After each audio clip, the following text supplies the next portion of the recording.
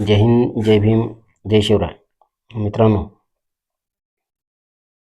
मराठी चित्रपटसृष्टी असो किंवा हिंदी चित्रपटसृष्टी असो,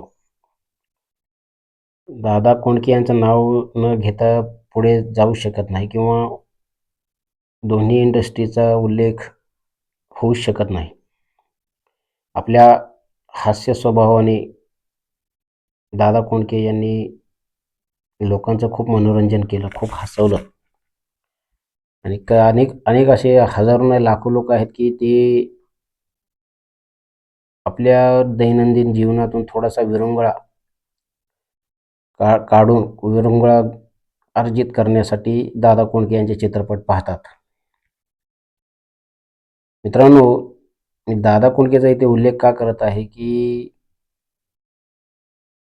जेव्हापासून ते शिवसैनिक झाले तेव्हापासून ते हिंदुत्वाच्या वाटेवरती आले होते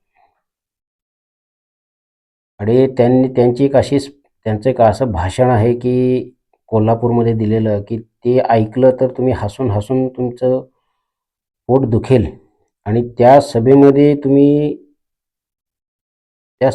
त्यांनी जे भाषण दिलेलं आहे मित्रांनो, त्या सभेतील समोरील जनता हसून हसून त्यांचं भाषण कमी पण जनतेचा हसण्याचा आवाजच खूप येतो. यूट्यूबवर तुम्हाला हे त्यांचं व्हायरल भाषण भेटेल. कोल्हापूरमध्ये त्यांनी दिलेलं आहे. पण मी हा त्यांचा इथे उल्लेख का करत आहे मित्रांनो, जसं ते हिंदुत्वाच्या शिवसेनेसोबत आल्यानंतर हिंदुत्वाच्या वाटेवर आले होते, तसं त्या भाषणामध्ये त्यांनी संघावरती एक मार्मिक टीका केली होती मित्रांनो. मार्मिक म्हणा, सार्थक म्हणा आणि ती योग्यही आहे. मित्रांनो, त्या भाषणामध्ये ते म्हणतात की आम्ही आरेला कारेने उत्तर देणारी हिंदू शिवसैनिक आहोत. आरेला कारेने. तुम्ही एका गालावर माराल तर आम्ही तुमची पूर्ण बॉडीच, तुमचं शरीरच सुजवून टाकू, तुमचं शरीरच लाल करून टाकू. आम्ही काय RSS वाले नाही आहेत. एकता कदम चलो, असं ते त्या भाषणामध्ये संघावरती टीका करतात. पण ही टीका मी इथे का उल्लेख करतो मित्रांनो, हे खूप सार्थक आहे की RSS ही संघटना जी आहे ती नेमकं ती ज्या पद्धतीने काम करत आहे, पुढे जात आहे, ते हिंदुत्वाच्या दृष्टिकोनातून खूप चांगलं आहे. त्यात काही दुमत नाही आहे. परंतु मी दादा कोंडके यांचं ती सार्थक टीका का म्हणतो मित्रांनो, की हिंदू समाजातून लढण्याची वृत्ती ही नष्ट होत चाललेली आहे आणि म्हणून दादा कोंडके म्हणतात की आम्ही आरेला कारेने उत्तर देणारे आहोत. आम्ही काही संघवाले नाही आहोत. एकता कदम चलो. मित्रांनो, या टीकेचा अभ्यास करणं किंवा त्याचं विवेचन करणं खूप गरजेचं आहे. आपल्या जे पण जागृत हिंदू आहेत, हिंदू संघटना आहेत, त्यांनी याचा विचार करणं खूप गरजेचं आहे की दादा कोंडके यांची जी सार्थक टीका आहे की आपला समाज खरोखरच पळपुटा होत चाललेला आहे.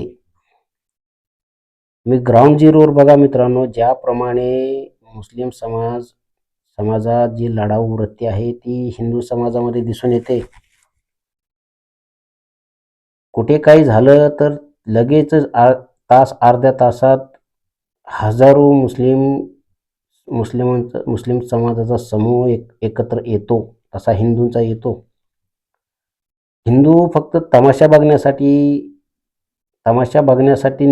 तमाशा पाहणारा हिंदू समाज हा तमाशा पाहणारा समाज निर्माण करत आहे मित्रांनो. मग यातून हिंदू लढेल कसा? आगामी काळात जे मी नेहमी म्हणतो गृहयुद्ध होणार आहे, त्यात हिंदू लढेल कसा? म्हणून इथे दादा कोंडके यांची जी टीका त्यांनी संघावरती केली, मी त्याला सार्थक टीका म्हणतो. आरेला कारेने उत्तर देणारी पिढी हवी आहे मित्रांनो.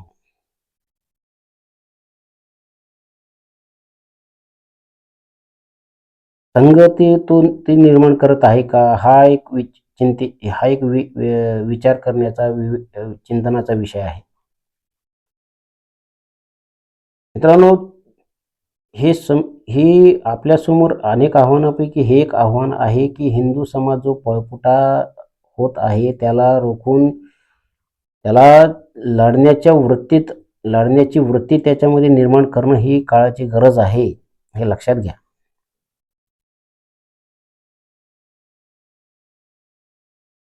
एक ग्राउंड मी जेव्हापासून आर्य समाजाच्या सानिध्यात आलो मित्रांनो, या अशा छोट्या-छोट्या गोष्टी, अशा छोट्या-छोट्या बाबीवर नोटीस करत आहे, लक्ष देत आहे, की हिंदू समाज कुठे-कुठे चुकतोय.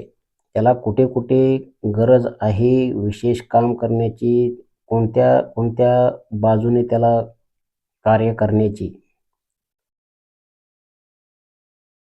मित्रांनो, तुम्ही कुठेही बघा, ज्याप्रमाणे मुस्लिम समाज लढण्याची वृत्ती आहे त्याच्यामध्ये तुम्हाला हिंदूमध्ये ही वृत्ती मिळणारच नाही.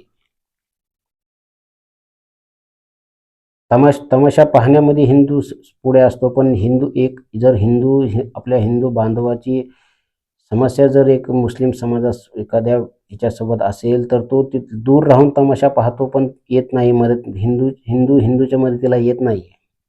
याउलट मुस्लिम समाजामध्ये फक्त त्यांना कळलं पाहिजे की मॅटर काय आहे, ताबडतोब एकत्र येतात, अपना भाई आहे करत. हिंदू समाज तसा येतो का? नाही मित्रांनो. आणि म्हणून म्हणतो की दादा कोंडके यांची ती टीका जी आहे ती सार्थक आहे, की 100 वर्षात RSS भलेही एक मोठं अवाढव्य असं संघटन झालेलं आहे, परंतु या वृत्तीला त्यांनी पुढे पुढे घेऊन गेले लढण्याच्या. ही जी मी हिंदू समाजाला पळपुटा म्हणतो आणि लढण्याची वृत्ती जी आपल्या हिंदू समाजातून नष्ट जी होत आहे, त्याला रोखण्यासाठी जागृत हिंदूंनी, वेगवेगळ्या संघटनांनी ह्याच्यावरती काम करणं खूप गरजेचं आहे. पळपुट्या हिंदू समाजाला रोखून त्याला लढण्याच्या वृत्तीत आणा, ही वस्तुस्थिती आहे मित्रांनो. आणि म्हणून ही दादा कोंडके यांचं ते भाषण जेव्हा ऐकतो तेव्हा ती खूप सार्थक भाषण वाटतं. आणि संघावरती त्यांनी केलं, की त्यांनी म्हटलं ना, आम्ही RSS वाले नाही आहोत. मग असं का म्हटले ते? आम्ही आर्याला कार्याने उत्तर देणारे शिवसैनिक आहोत. आम्ही संघवाले नाही आहोत. एकता कदम चलो.